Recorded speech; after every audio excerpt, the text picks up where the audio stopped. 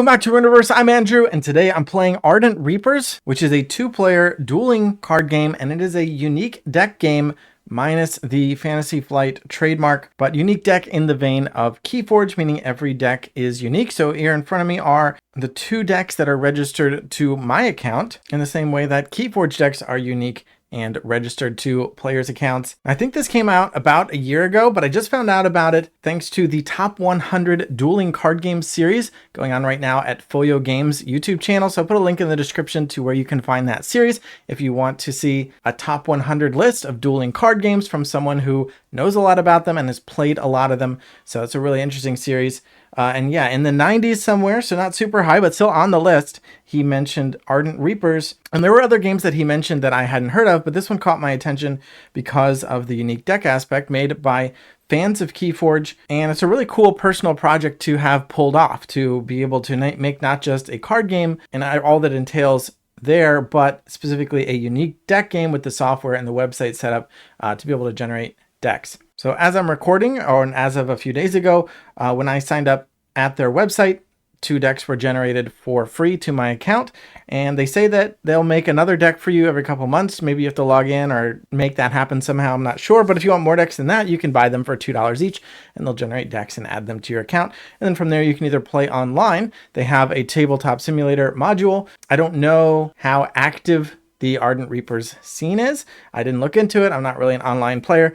But if you are interested, you could check that out. You can try to get your cards printed from a third-party printer somehow, or just do what I did and print them out. Now, let's take a look at one of my deck ID cards. So this, if you know Keyforge, you know that there is like a procedurally generated Archon on the back of every card, and this blue construct here is the equivalent of that. It's normally for the card back, but I manually put it onto this card because I'm not using card backs, but I still wanted to be able to see that.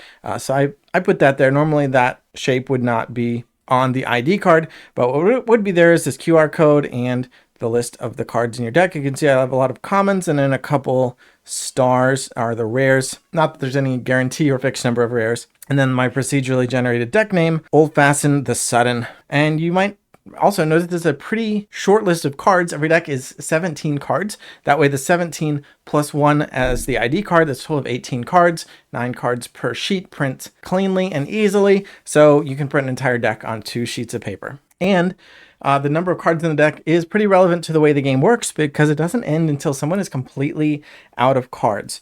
So just in case you know the game and you want to see, or if you want to pause and take a look, that was Old Fashioned the Sudden, and I'm going to be playing that against Gwilly Braturkey Holmacraze. This deck actually has 3 rares instead of 2, so maybe I'll play that on my side of the table, and we'll play against Old Fashioned the Sudden. So to set up, all you need to do is set out your ID card, shuffle your deck of 17 cards, and you'll be ready to go. And then each player is going to reveal cards from the top of their deck until they've revealed 2 creatures. So that is a creature and that is not a creature. So I'm going to discard this one and just keep going until I've got 2 creatures. So 2 creatures out. We'll take a look at them in a second. There's a creature, not a creature, so that's discarded, and a creature. Okay. So you just keep going until you got 2 creatures, regardless of how many cards are discarded. And when you run through your deck, you'll reshuffle your discard pile to form your new deck. So the cards that are discarded this way are not lost forever. They're just out at the beginning of the game.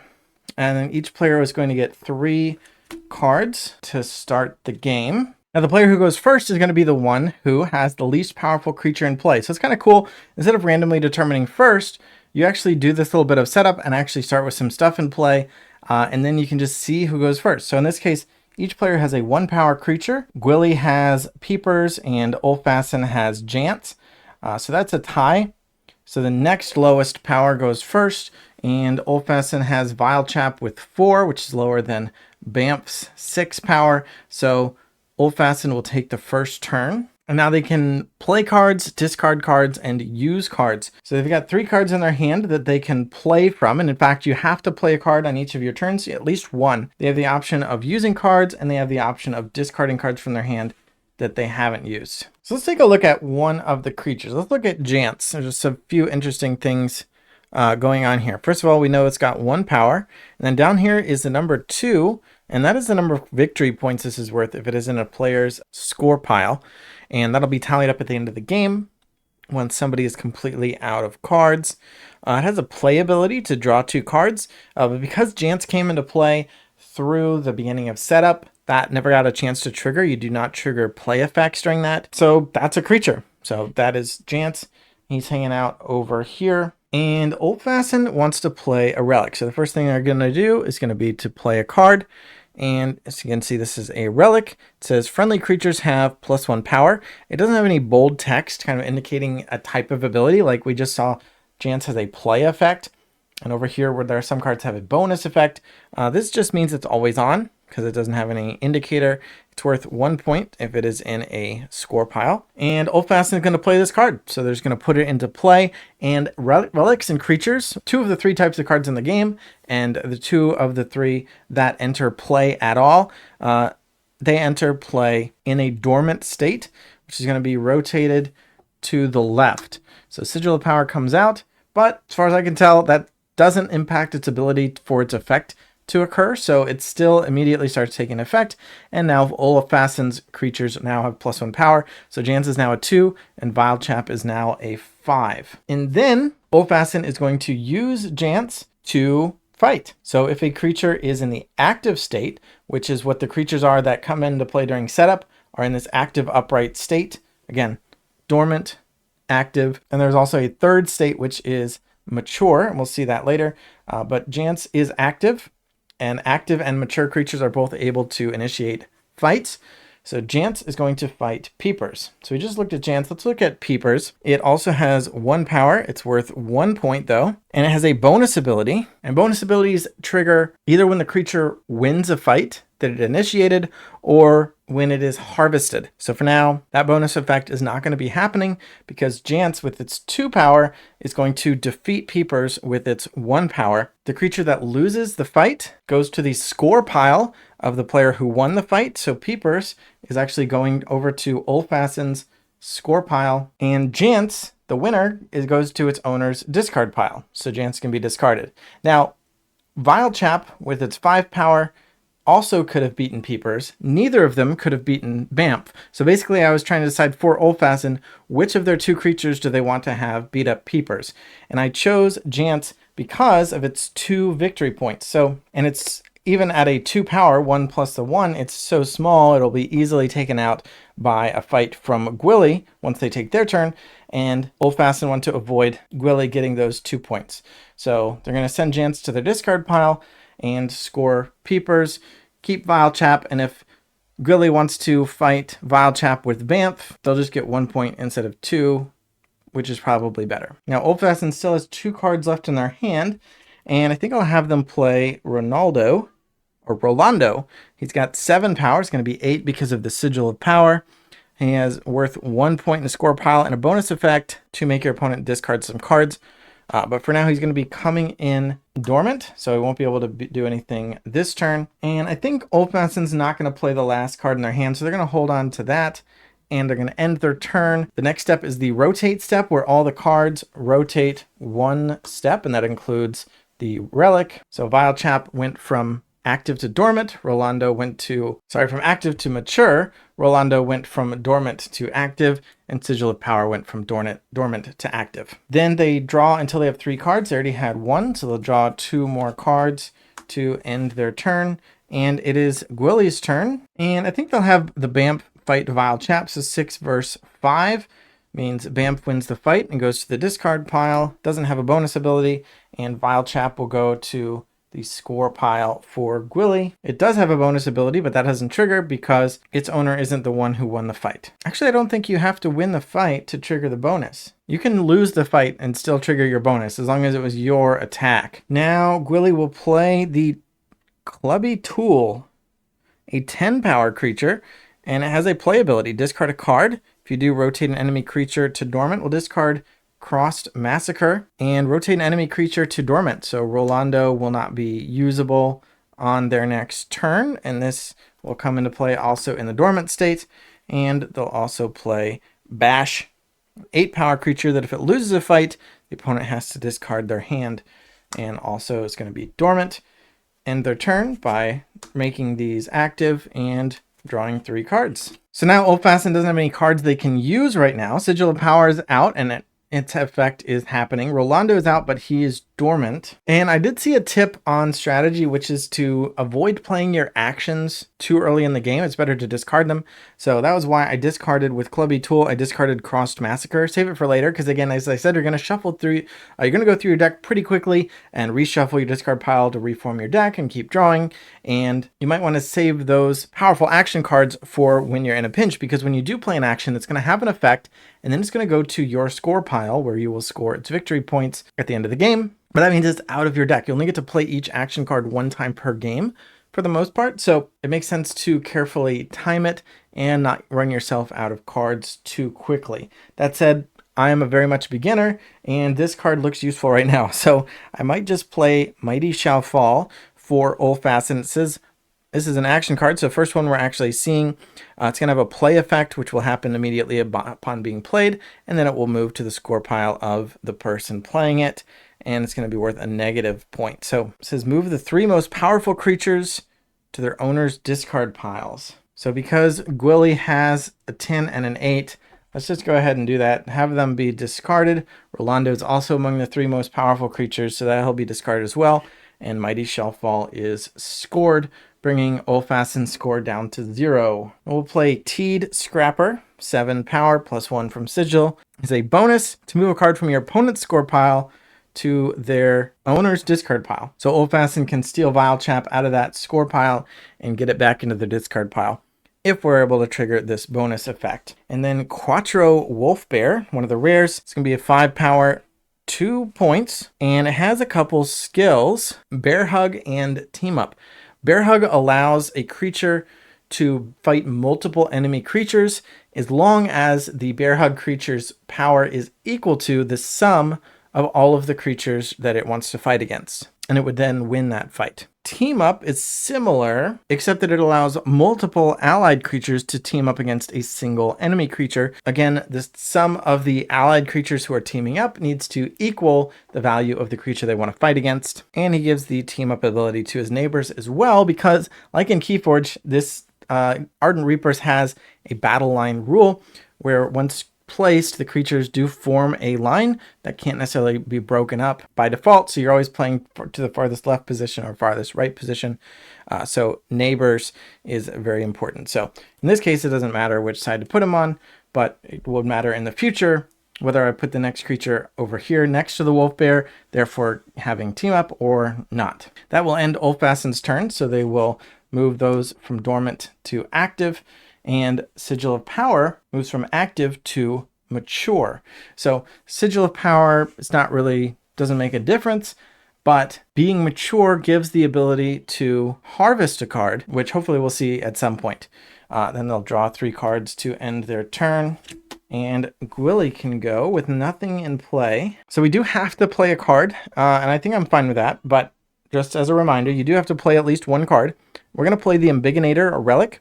That it's going to enter dormant, but it has a bonus ability, which means that once it's mature, we'll have the option to harvest it and trigger that bonus, which is to make a friendly creature's power 11 until end of turn. So that'll be a few turns from now. For now, that's going to be dormant. Gwilly got their own copy of Mighty Shall Fall, and I think in this case, we're going to discard it. I mean, we could play it and just take out those 2. Yeah, you know what? Let's go for it. Let's just do it. We're going crazy here.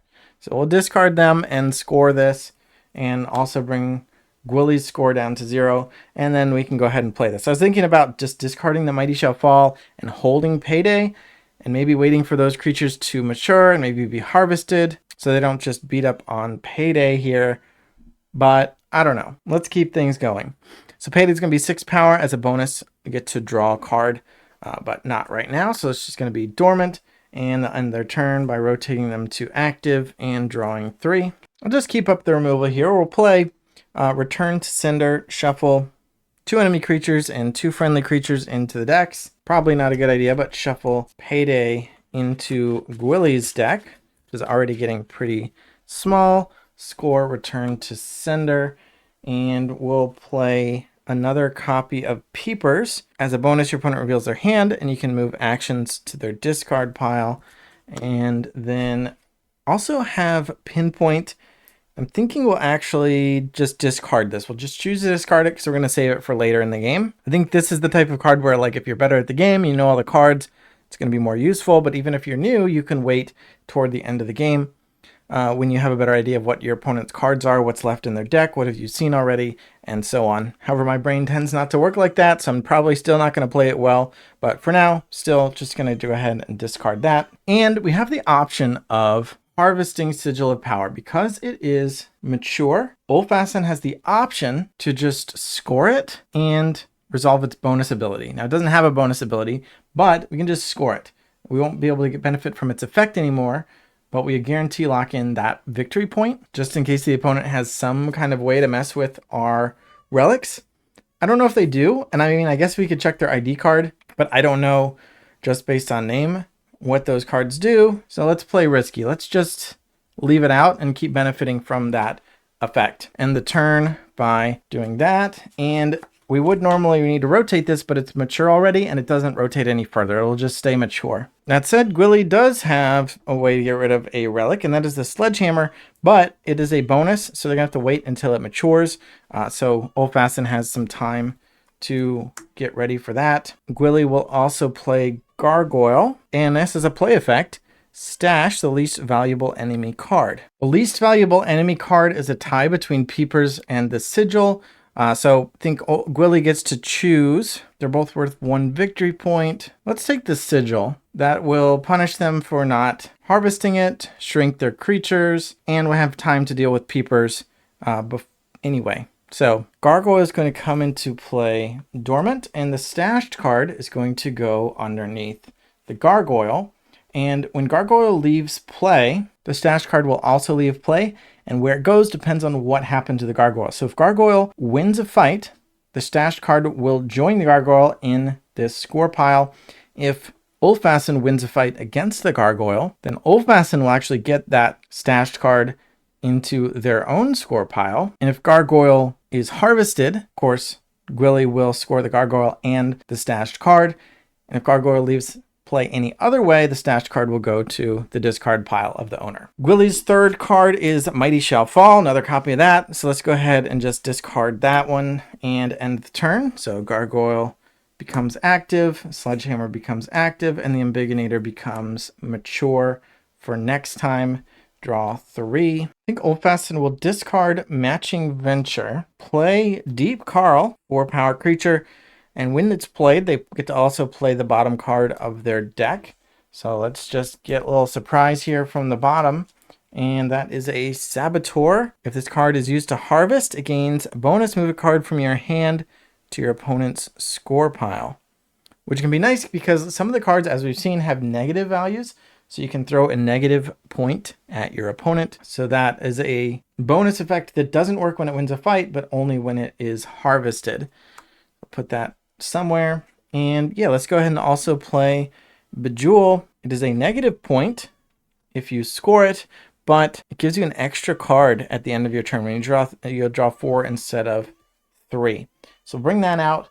And Peepers has the option of fighting Gargoyle. If it does, it will lose the fight, but they would still get to trigger the bonus effect. Even though they would be giving Peepers to them to score, Gargoyle would be discarded, and that would mean that Gwilly also gets to score the stashed card.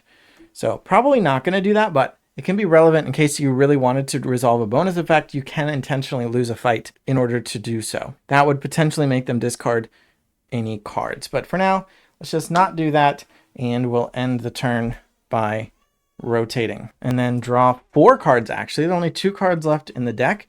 So we'll go ahead and reshuffle the discard pile and draw 2 more because Old Fasten now gets to draw up to 4. And now it is Gwilly's turn again. Well, Gargoyle is now only bigger than Peepers, and I think Gwilly does want to lock in that scoring of the stashed card, although they could use the Embiggenator to raise it to 11, and that would let them beat up this Saboteur. So you know what? Let's do it. We're going to harvest Embiggenator, which means we get to trigger that bonus effect. Choose a friendly creature until the end of your turn. It's considered to have 11 power. So we're harvesting this because it was mature. We get to score it.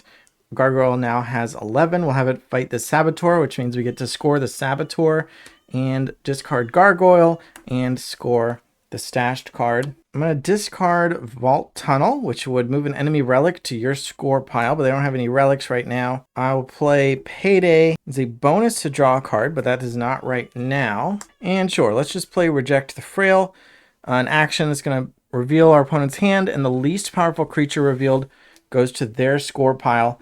Their least powerful creature is this 4.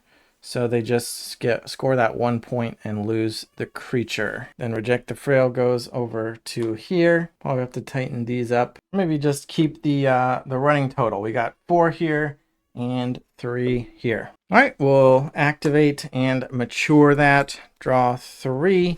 And let's see what we want to do here. So you can actually win a fight with equal or greater power, which means Bejewel has the option of fighting Payday here and winning. Which would mean they get to score Payday and discard Bejewel. So they'd be losing that extra card at the end of the turn, but they get to get rid of a bigger creature. But sure, let's do that. We get to score Payday going up to 4 points and discard Bejewel. We'll play another Sigil of Power. We'll go ahead and play our Reject the Frail, revealing Gwilly's hand, and they get to score their least powerful creature, which is a 4, the Vile Chap. So they got some big stuff coming, but yeah, the Vile Chap gets scored immediately, putting them to 5. Reject the Frail, scored, bringing them up to 5 as well. Then we'll play the Quattro Wolf Bear again, and Deep Carl. Peepers can be matured, let's see, or can be harvested. Your opponent reveals their hand, move any actions to their discard pile. Well, we just looked at their hand and we just saw creatures, but I still think we'll take this opportunity to harvest it for another point and then end the turn. Draw 3. Well, maybe they shouldn't have played the Sigil of Power because there's a mature Sledgehammer over here just waiting. They might have harvested anyway just for the point, but now they get to discard the Sigil. And Gwilly's got 2 interesting rares in their hand. Got Crazy Larry. Currently our deck is empty. I don't remember if you are supposed to reshuffle when it's as soon as it's empty or when you need to draw a card, but let's say that it was as soon as it's empty. Because Crazy Larry's going to need a card here. When we play him, we're going to move the top card of our deck to our opponent's score pile, which is kind of risky, but we could give him a negative. So we'll see what comes off the top here, and it is a 1. So they get our War Siren going up to 7 points. But being 5 power, 2 points. The 2 points is nice if we can harvest that or score it one way or the other. Though we're playing a 5 into a 5, so that doesn't seem that great, actually. But oh well, I'm just playing. Then we'll play Ginormica. It's just a sample game. 10 power, 3 points. And if it wins a fight, it has the bonus effect of drawing 3 cards and ending your turn, which I think is mostly a downside. I'm not sure, because you end your turn, which means you skip your rotation, which means your cards won't be able to mature, and anything you played that turn, therefore being dormant, will not get to become active. The draw 3 cards is just to make up for the fact that you're skipping your draw step. Now you could go above a normal hand size. For example, if you had 1 card left and you draw 3, then you'd go up to 4 cards, which you would normally do. But it seems like mostly a downside to make up for the fact that it has such high power and 3 points. So that's all they can do. They will rotate and draw. Old Fashioned will play Jance, which lets them draw 2 cards when it is played, giving them some more options for this turn. I think enough actions have been taken out that we'll go ahead and play Matching Venture.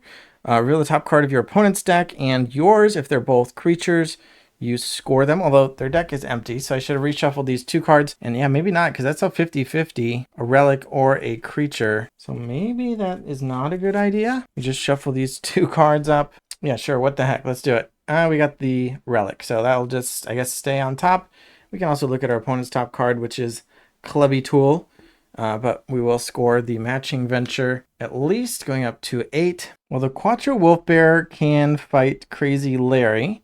I don't think the team up's going to help because 5 plus 4 is just 9, so they're still 1 short of fighting Ginormica, which means Old Fashioned gets to score Crazy Larry for 2 more points, going up to 10, and the Wolf Bear is discarded. I think they'll just harvest Deep Carl, gain 1 more point. I think they're pushing toward ending the game while they have the lead. And again, the game ends when somebody has no cards left. That is between their hand, their deck, and their discard piles, completely devoid of cards. So I think Old Fashioned is pushing to empty themselves out of cards at this point. So they'll play their pinpoint. Choose a number. Your opponent reveals their hand and moves any cards revealed this way with a VP value equal to that number to their discard pile. We'll choose 1. So let's just, 1 seems to be common. They are all 1s. So that's going to discard all 3 of their cards. Going to slow them down. So you get to score at this point, going up to 12. And they will play Rolando again, as well as Teed Scrapper, which both have bonus abilities. And they will rotate and draw 2, and then reshuffle and draw the 3rd card. They have 3 cards in hand, but nothing in their deck or discard pile. So the Ginormica can beat up any of those creatures, and then it'll be discarded. We draw 3 cards, and we don't get to mature anything. But we can score the 2 points from Jance, or we can wait a turn, and maybe Ginormica will mature, and then we can score those 3 points. And we got no cards in hand because they all got pinpointed. So what will Gwilly do? Well, we do know that our opponent has the Quattro Bear, so they could potentially team up on Ginormica, but they'd have to get to 10 exactly. And the Quattro Bear can't attack because it will be dormant. So we will have time to mature this if we want to harvest it for 3 points. But we're also sitting around doing nothing while our opponent is potentially going to be maturing these and ending the game. So I think I'm going to have Ginormica fight Jance, which means Ginormica is discarded and Jance we get to score going up to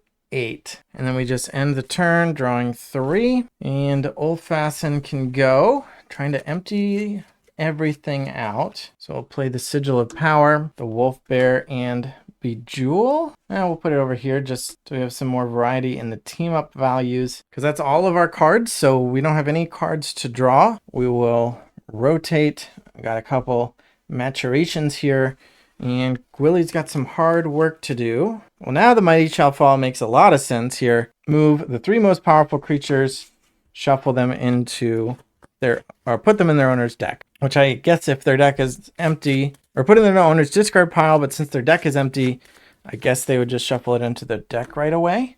We're going to get -1 point for that, though. And then the Gargoyle, it's not that juicy of a target. I was thinking we get to grab that Wolf Bear, but the Sigil of Power is actually the least valuable, so we will stash that. And, well, or I can do this, play the Clubby Tool. If I discard a card, I can rotate enemy creature to dormant. That might be better. So let's let our opponent keep the Sigil for now. We're going to discard the Gargoyle to pay for a Clubby Tool's cost and rotate that to dormant and end the turn. 1, shuffle 2, 3. And Ulfasten didn't have any cards left to draw, so they have no hand right now. So all they can do is pass and draw 3, emptying their deck again. I'm gonna fight the Wolf Bear, so we get to score that. Going up to 9, discard Clubby Tool. I'm going to play Vault Tunnel, which is move an enemy relic to your score pile. So we get this point going up to 10 and actually 11 because we get to score the Vault Tunnel as well. And I'm going to discard Bash. So rather than play this creature, got a little devious plot going on. I'm going to discard this and hope my opponent doesn't realize what I'm up to. I'm also saving a card in my hand, so I'm only going to draw 2 more cards, and our opponent doesn't know that we have a Crossed Massacre, although they could probably suspect it if they were a good player who was paying attention to our deck list, but that's not how my brain works. And let's make this an interesting conclusion, because I think Ulfasten is now feeling themselves come a little bit behind, but an empty board with just 3 creatures, if they can just score these somehow, let's go ahead and bring out our creatures and rotate them as we end our turn. And now thinking maybe they can mature them. They've got some nice big stuff. If Gwilly did play anything, they could fight it and score it. But Gwilly has Crossed Massacre. Move all your opponent's creatures to your score pile and your creatures to their score pile.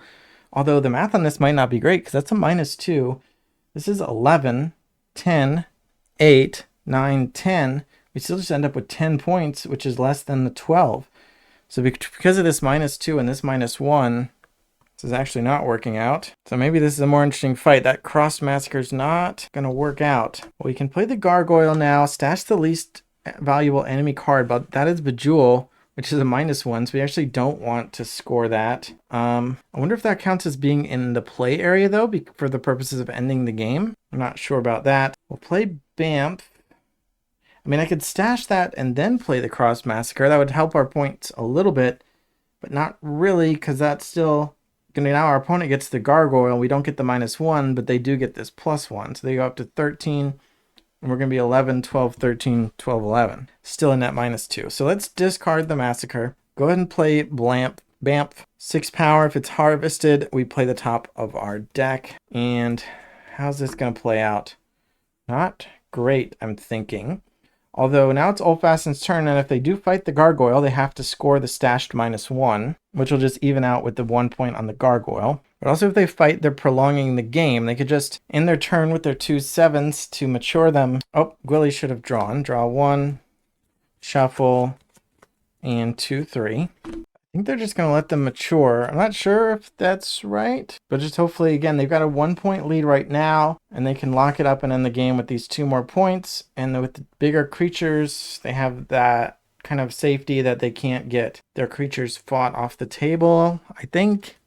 So let's see what Gwilly can do. Well, they got that Cross Massacre back, which again, mathematically is not going to help. These creatures can fight, but not for any benefit. Well, I guess you can prolong the end of the game, right? You're giving your opponent the points, and then the winner gets discarded. So let's have Gargoyle fight Teed Scrapper. So this is an intentional loss.